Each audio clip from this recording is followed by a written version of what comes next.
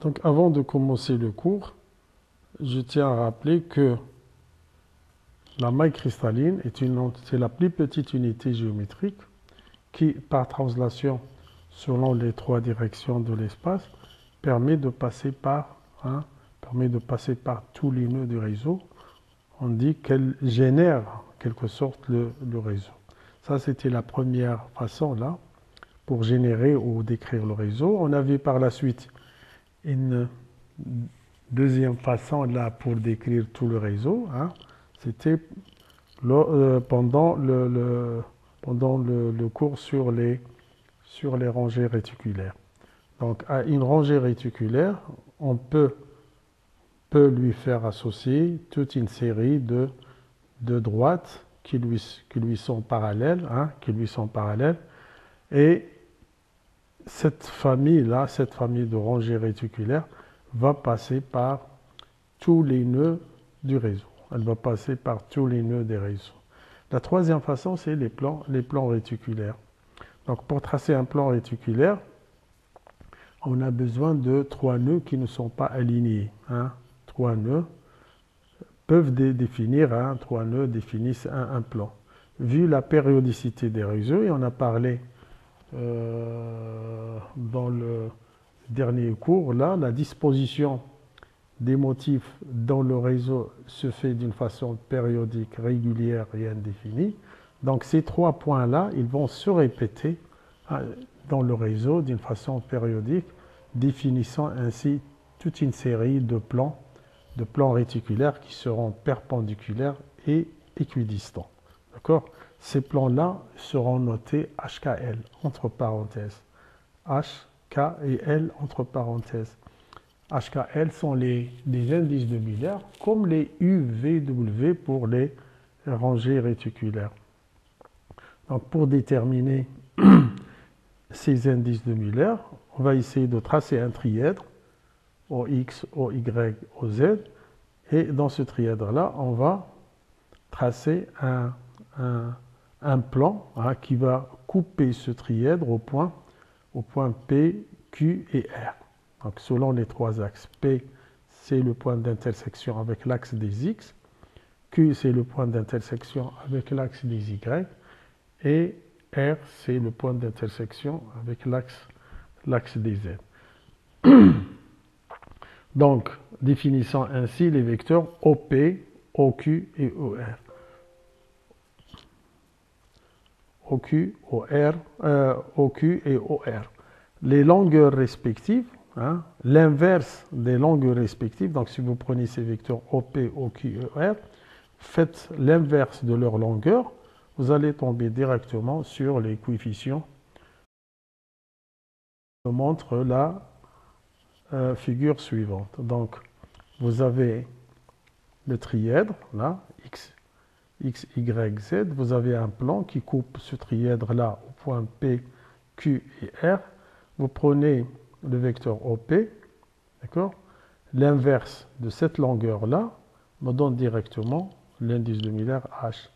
L'inverse de cette longueur-là, c'est-à-dire OQ, me donne directement l'indice de Muller K, et l'inverse hein, de ce vecteur-là OR me donne directement l'indice de Muller petit l. D'accord? Donc, c'est pas difficile à comprendre. Donc, et on peut faire les mêmes remarques que pour les rangées réticulaires. C'est-à-dire un indice qui est négatif, soit H, soit K, soit L, soit 2, soit... D'accord? Un indice négatif, il est toujours noté ou indiqué par une petite barre. Hein. Exemple ici, vous voyez le 0, moins 1, 1, donc c'est 0, 1, barre 1. Et puis la distance réticulaire qui sépare les plans de la même famille, des plans consécutifs de la même famille, elle est notée DHKL. Hein. D'accord? Donc la distance réticulaire notée DHKL, c'est la distance qui sépare deux plans successifs d'une famille de plans. Donc la symétrie, on passe maintenant à la symétrie au sein du réseau. Quand vous avez un réseau tridimensionnel, vous avez une disposition de motifs ou de nœuds qui est périodique, régulière, d'accord? Donc, la disposition régulière de ces motifs-là, la disposition régulière et périodique, va, va engendrer des propriétés de symétrie. Et l'étude de ces propriétés va nous permettre de classer les cristaux à partir de ces propriétés-là. Avant de commencer, on tient à rappeler quelques opérations, les opérations de symétrie que vous connaissez déjà. Donc une opération de symétrie est un mouvement qui fait passer une figure d'une position initiale à une position finale. D'accord? Donc c'est un mouvement. Si vous avez une figure, vous faites une opération de symétrie, on lui applique une opération de symétrie, vous passez de l'état initial à l'état final. Ces deux états doivent être indiscernables, ça veut dire identiques. Vous fermez les yeux, vous les ouvrez, vous avez l'impression qu'il n'y avait pas de mouvement. D'accord? C'est ça l'opération de symétrie. Cette opération de symétrie peut être une rotation, et la rotation se fait autour d'un axe, peut être une inversion, c'est-à-dire autour d'un point d'inversion ou un centre, ou une réflexion, si on a un miroir, si la figure possède un plan de symétrie, ou une combinaison de celle-ci. Donc on va commencer par l'opération de symétrie inversion, due à un centre d'inversion ou à un centre de symétrie. Si une figure possède la symétrie d'inversion par rapport à un point appelé aussi centre d'inversion ou de symétrie, si tout point xy, admet un symétrique x bar, y bar, z bar par rapport à ce point-là, à ce centre de symétrie, par rapport à ce centre de symétrie, d'accord, qui est placé ici à l'origine, d'accord. Tout point de la figure va admettre un symétrique x bar, y bar, z bar par rapport à ce point d'inversion ou de symétrie. Donc, généralement, il est noté soit petit i, soit petit. Concernant la rotation, comme je l'ai dit tout à l'heure, la rotation, elle se fait toujours selon un axe.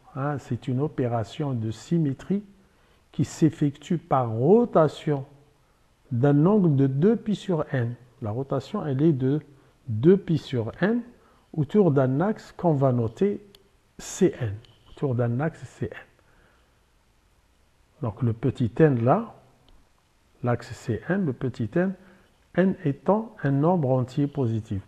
Attention, pas n'importe quelle valeur. On va voir par la suite que le nombre de valeurs d'entiers positifs que peut prendre ce coefficient n est très très limité. Donc, c'est une opération de symétrie qui s'effectue par rotation d'un angle de 2π sur n autour d'un axe de symétrie qu'on va noter Cn.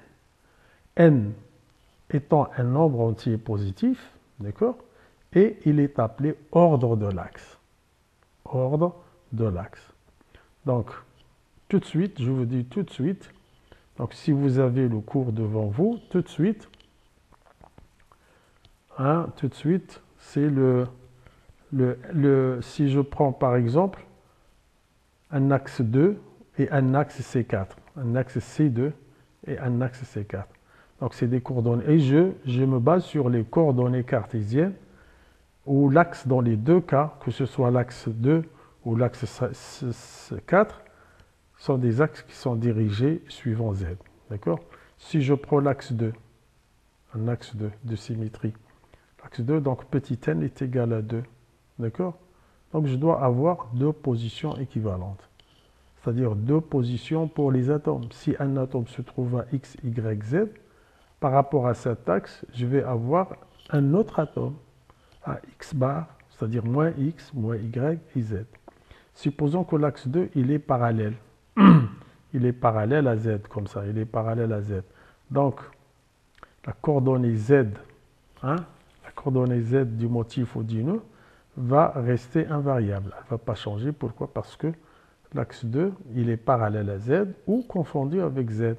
Donc, si n est égal à 2, la rotation, elle sera 2π sur 2 est égal à π. La rotation, elle est de π1 ou de 180 degrés. 180. Si vous avez un axe orienté X, si vous faites une rotation de 180, vous allez avoir moins X. Si vous avez un axe Y, vous faites une rotation autour de Z, vous allez avoir moins Y. Par contre, le Z va rester invariable. Maintenant, si vous prenez l'axe C4, donc petit n est égal à 4. Et la rotation de l'axe C4, c'est 2π sur 4, ça veut dire π sur 2, 90. D'accord, 90. Donc vous prenez un repère x, y, z avec des angles de π sur 2. Si vous tournez autour de z, x va devenir y et y va devenir moins x. Prenez un papier, vous tracez un trièdre x, y, z avec des angles de π sur 2 et vous tournez autour de z d'un angle π sur 2 de 90. Donc vous allez avoir x qui va venir sur y et y qui va venir sur moins x. Par contre, le z va rester invariable. Donc si vous avez un atome à la position, à la coordonnée x, y, z, sûrement vous aurez, si vous avez un axe 4 de symétrie, il y aura un autre atome aux coordonnées y, x bar et z. Tout à l'heure, j'ai dit que le coefficient n, l'ordre de l'axe, ne peut pas prendre n'importe quelle valeur. Il peut prendre 1, 2, 3, c'est-à-dire l'axe 3, 4, l'axe 4, et puis 6, l'axe 6. D'accord? L'axe 2, c'est 90. L'axe 3, C3, c'est une rotation de 120. Donc 120, 120, 120, ça fait 360. L'axe 4, on a vu, c'est 90. D'accord? 90. C'est une rotation autour de Z, s'il est confondu avec Z, d'une valeur de 90, une rotation d'un angle de 90. Et l'axe 6, c'est 2π sur 6, ça veut dire π sur 3, c'est une rotation de 60 degrés. Π sur 3, c'est 60 degrés. Bon, sinon, l'axe 5 ne peut pas exister. L'axe 5 dans les réseaux cristallins ne peut pas exister, vu la périodicité du réseau. Regardez, il n'est pas possible de remplir tout l'espace, avec des pentagones ou un pavage continu de pentagones. On ne peut pas remplir tout l'espace. Donc l'axe 5 n'existe pas. De même, l'axe 7, 8, etc. Ces axes-là ne peuvent pas exister. Les axes qu'on trouve au sein du réseau, des réseaux cristallins si vous voulez, c'est l'axe 2. Bon, 1 c'est 2π sur 2, ça fait 2π sur 2. 2π sur 1, pardon, c'est 2π. Donc vous êtes toujours sur la même place. Donc c'est l'axe 2, l'axe 3, l'axe 4 et puis l'axe 6. D'accord? L'axe 6. L'axe 5 n'existe pas dans les réseaux cristallins. De même, l'axe 7, 8, etc. D'accord? Donc, et la réflexion, si une figure possède cette symétrie, bon, la définition la plus simple, c'est que la moitié de cette figure est l'image de l'autre moitié par rapport à un plan de symétrie ou un miroir. D'accord? Donc, la figure, si elle possède cette symétrie, si la moitié est l'image de l'autre moitié par rapport à un plan de symétrie ou miroir. D'accord? Bon, ici, je prends toujours le trièdre x, y, z et je prends le miroir qui passe par l'origine, et qui comprend x et y. Donc, s'il comprend x et y, ça veut dire que ces axes-là vont rester invariants et tout point de la figure x, y, z, tout point de la figure va admettre un symétrique, x, y, z bar. X et y ne vont pas bouger parce qu'ils sont dans le plan de symétrie. Ce qui va changer, c'est la coordonnée z qui va devenir, par rapport à ce plan-là, qui va devenir moins z. D'accord? L'étude de cette symétrie, à quoi sert ce qu'on a fait jusqu'à présent? C'est pour voir un petit peu les systèmes cristallins. Donc, dans le cas des réseaux tridimensionnels, ça veut dire les réseaux qui sont décrits par les vecteurs de base A, B et C, dans le cas des réseaux tridimensionnels, la maille va être un petit parallélépipède défini par 6 paramètres, 3 de longueur, A, B, C, et 3 angulaires, alpha, bêta et gamma. N'oubliez pas que alpha, c'est entre B et C, bêta, c'est entre C et A, et gamma, c'est entre A et B. D'accord? Donc, dans le cas des réseaux tridimensionnels, l'étude de la symétrie révèle qu'on ne peut avoir que 7 systèmes. Cette étude-là, qui est très complexe, révèle qu'on ne peut avoir que 7 systèmes de symétrie ou système cristallin pour décrire les cristaux dans la nature. Donc, n'importe quel cristal, il faut qu'il appartienne à l'un de ces 7 systèmes de symétrie. D'accord? Ces systèmes de symétrie diffèrent entre eux par les relations. Donc, si vous prenez une maille qui a 3 paramètres de longueur et 3 paramètres angulaires, donc ils ne peuvent différer que par les relations entre les paramètres linéaires et angulaires. Bien sûr, on s'arrange toujours de prendre l'origine des axes sur un nœud du réseau. L'origine, elle est toujours prise sur un nœud du réseau. Donc, c'est la relation entre les paramètres linéaires et puis les relations entre les paramètres angulaires qui vont nous donner 7 systèmes de symétrie. Donc, je vous donne un tableau là qui résume ces 7 systèmes cristallins que vous voyez ici en noir. Donc, vous avez le cube avec A égale à B égale à C et les angles 90. Vous avez le quadratique, les 3 angles sont de 90 et A égale à B différent de C. L'orthorhombique, les 3 paramètres sont différents, mais tous les angles sont de 90. L'hexagonal, A égale à B différent de C, mais alpha, bêta est égal à 90, mais gamma est égal à 120. Il y a le monoclinique, A différent de B différent de C, avec alpha, gamma 90 et bêta différent de 120, parce que si c'est 120, on va retomber sur l'hexagonal. Et puis le triclinique, il y a les 3 paramètres linéaires qui sont différents, et les 3 angles qui sont différents entre eux et différents de pi sur 2. Donc, pour ces systèmes-là, les systèmes de symétrie, ils sont 7. 1, 2, 3, 4, 5, 6. Et puis, il y a le trigonal, ça veut dire le rhomboèdre, pour qui les A égale à B égale à C, et puis alpha égale à bêta égale à gamma, mais différent de pi sur 2. Donc, par la même occasion, on a 4 modes de Bravais, 4 modes de réseau.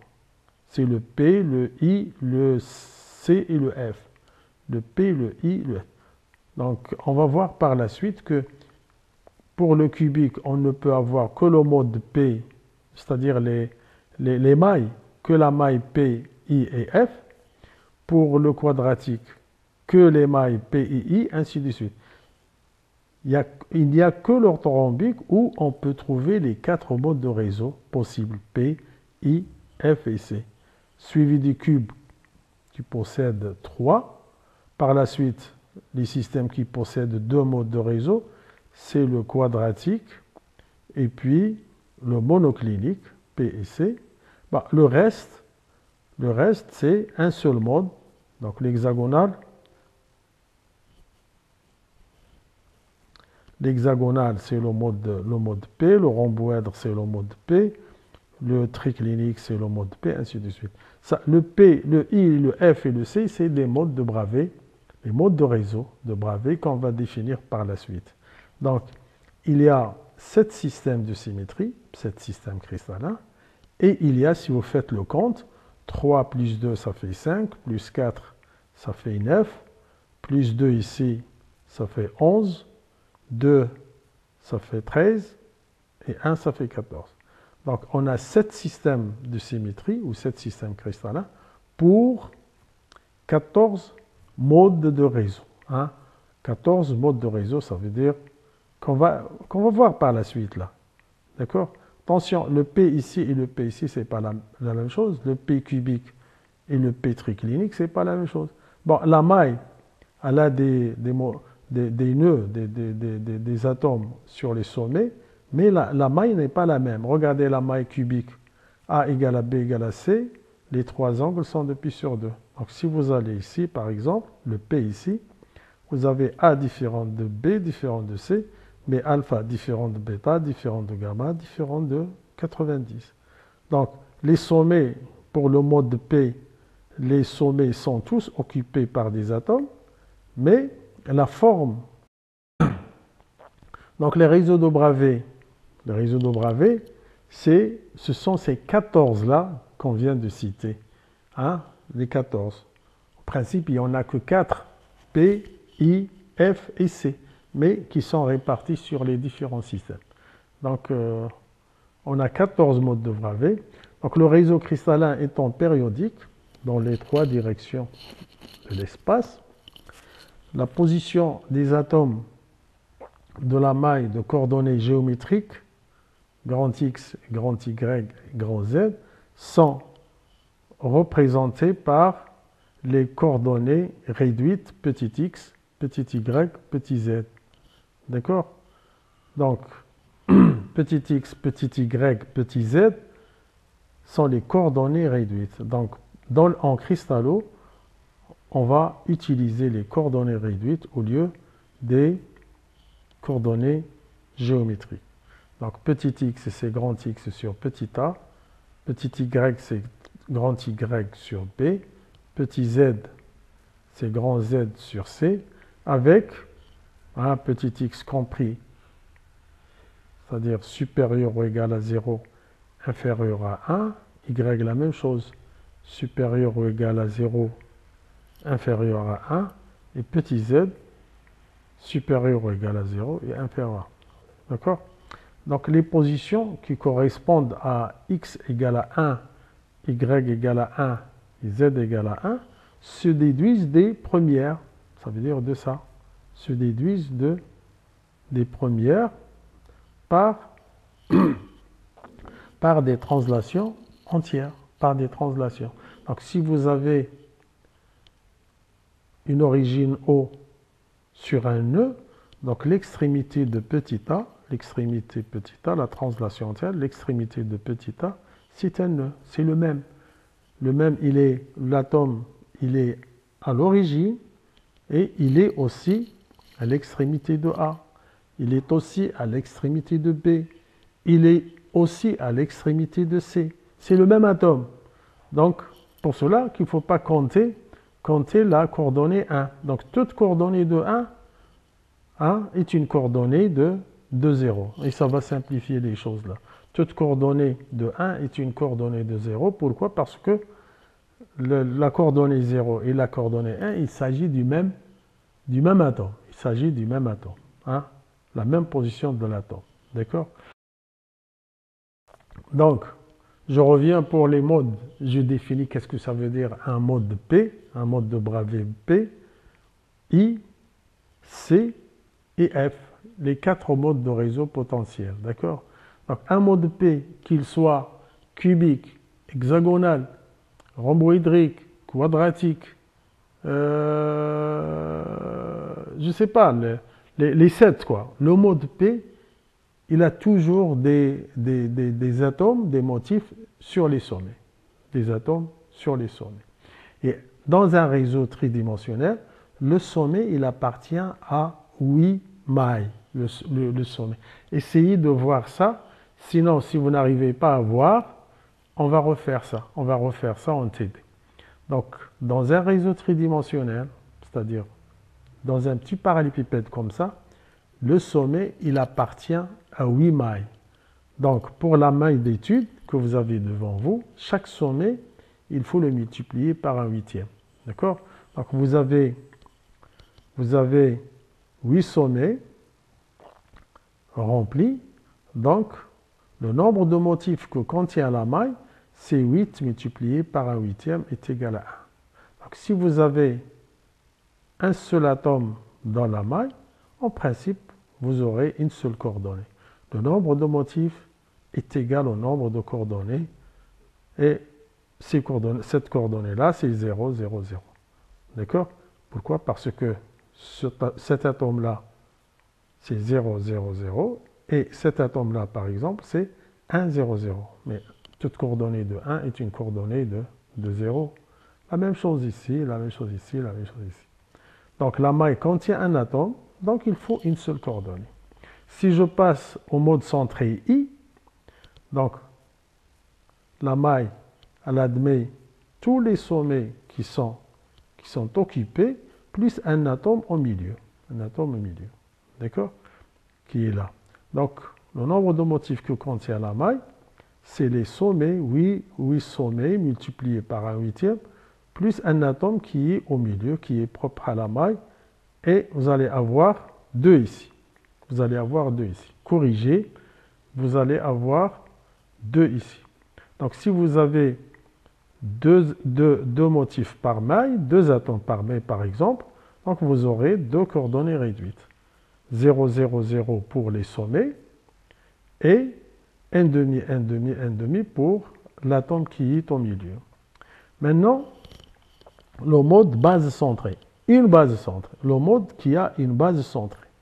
Cette base-là, ça peut être soit C, soit A, soit B. D'accord? Donc, ici, je prends le mode C. Le mode C, ça veut dire les faces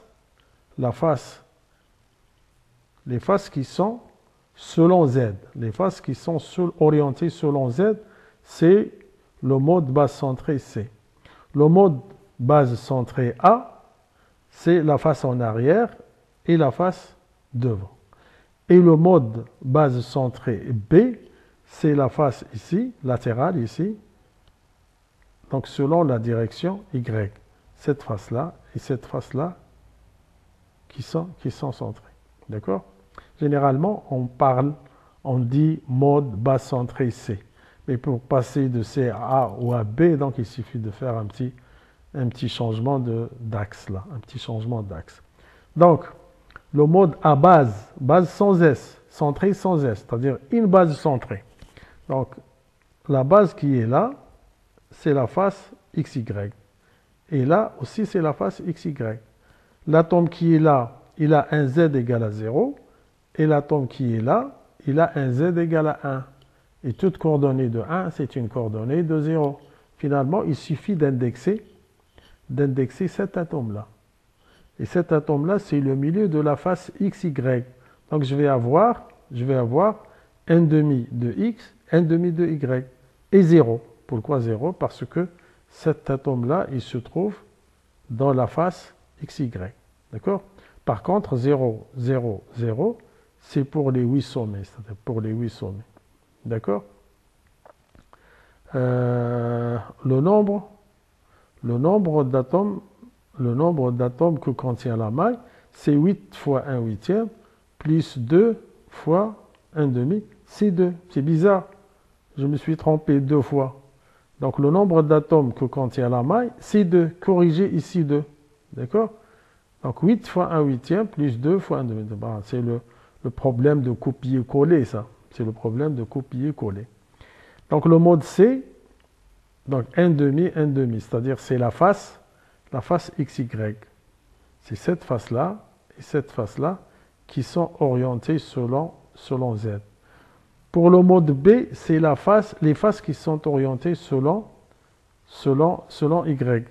Ces faces-là correspondent à YZ. Ces faces-là correspondent à YZ. D'accord? À YZ. Donc l'atome qui sera ici il va avoir un X égal à un X. Non, pardon. Cette face-là, c'est la face X, X et la face Z. Z, X. Et Y égale à 0. D'accord? Donc c'est la moitié de X et la moitié de Z. Donc moitié de X et moitié de Z. Par contre, Y égale à 0. Si Y égale à 0, l'atome qui vient là, ce sera Y égale à 1 et 1 égale à 0. Donc deux coordonnées, 0, 0, 0 pour les sommets, 1 demi, 0, 1 demi pour la face X, Z. Et le mode A, les coordonnées réduites, c'est toujours 0, 0, 0 pour les sommets. Et A, c'est la face en arrière, c'est-à-dire la moitié c'est la face YZ. YZ, et puis, puisque l'atome se trouve au milieu de cette face-là, YZ, donc c'est la moitié de Y, la moitié de Z, et X égale à 0. Donc, et pour les trois modes, on a le nombre de motifs que contient la maille, c'est toujours 2. 8 fois 1 huitième plus 2 fois 1 demi est égal à 2. Donc, pour le mode à face centrée, ça veut dire que vous avez la maille avec les sommets occupés et toutes les faces qui seront occupées, toutes les faces. Donc, vous aurez 8 fois 1 huitième pour les sommets et 6 faces, c'est-à-dire 6 atomes multipliés par 1 demi est égal à 4. Donc la maille va contenir 4 motifs, 4 atomes. D'accord? Donc s'il contient 4 motifs ou 4 atomes, elle va avoir 4 coordonnées réduites. 4 coordonnées réduites. D'accord? 0, 0, 0 pour les sommets, 1 demi, 0 pour la face XY, 1 demi, 0, 1 demi pour la face XZ, et 0, 1 demi pour la face YZ. D'accord? Donc remarque, le tableau que je vous donne ici, il regroupe les coordonnées réduites et le nombre de motifs des différents modes. Donc vous avez le mode P, I, C, F. Donc le nombre de motifs, c'est 1 pour P, 2 pour I et C. Donc il faut corriger avant. 2 pour I et pour C, 4 pour F, et pour les coordonnées réduites, donc 0, 0, 0 pour le P, 0, 0, 0, 0, 0, 0, 0, 0, 0, quel que soit le mode, vous avez toujours les sommets qui sont occupés, d'accord? Pour le I, vous avez un atome au milieu. Pour le C, vous avez un atome au milieu de la face X, Y. Et pour le F, vous avez un atome au milieu de la face XY, un autre au milieu de XZ et un troisième au milieu de YZ. Donc ce tableau-là, il résume toutes les possibilités. Donc, normalement, on a 7 systèmes de symétrie et on a aussi 4 modes de réseau potentiels, ça veut dire P, I, F et C. Donc en principe, on peut penser que on a 7 fois 4 modes de réseau, c'est-à-dire 28 modes de réseau. Pourquoi pas, c'est-à-dire si je prends tous les systèmes de symétrie, et avec 4 modes de réseau, pourquoi les 4 modes de réseau n'existent pas tous ensemble dans chaque système de symétrie? C'est ça la question. C'est ça la question. D'accord? Donc dans la mesure où il existe 7 systèmes cristallins avec 4 modes de réseau potentiels pour chacun d'eux, on peut penser à un nombre total de 28. En réalité, on n'a que 14. Il y a 14 modes de réseau qui manquent, qui sont absents. D'accord? Ceci est imposé par les 2 règles de Bravais. Bravais, c'est un physico-chimiste qui a travaillé là-dessus. Donc, il a démontré qu'on ne peut avoir que 14 modes de réseau. Hein, sur 2 conditions. Hein, donc, 2 conditions qui imposent les choses suivantes. Si vous êtes dans un système, c'est-à-dire si vous êtes dans un système de symétrie, soit cubique, soit hexagonal, restez toujours dans le système. N'essayez pas de quitter le système. Si vous avez une grande maille décrite dans ce système-là, cubique, si vous arrivez à trouver une petite maille qui conserve tous les éléments de symétrie de ce système cubique, alors c'est la plus petite qui sera appelée maille de Bravais et en barre la plus grande. À partir de ces 2 conditions-là, hein, le nombre va être réduit de 28 à 14. Bien sûr, il y a ça, mais il y a autre chose. Il y a des modes qui sont impossibles aussi. Il y a des modes qui sont impossibles à faire. D'accord? Il y a les 14 qui manquent, contiennent une partie de modes qui sont impossibles à réaliser, et une partie de mode qui est basée sur les 2 conditions qu'on vient de citer. C'est-à-dire, si vous êtes dans un système, restez dans le système, il ne faut pas le quitter. Si à partir d'une maille plus grande, vous arrivez à trouver une maille plus petite qui conserve tous les éléments de symétrie du système, alors c'est la plus petite qui va remplacer la plus grande. C'est pour cela qu'on a des modes qui disparaissent. D'accord? Des modes qui disparaissent. Je vous souhaite bon courage. S'il y a des questions ou des choses qui ne sont pas comprises là, donc on va réserver une séance sur Teams pour les questions. Bon, allez, bon courage.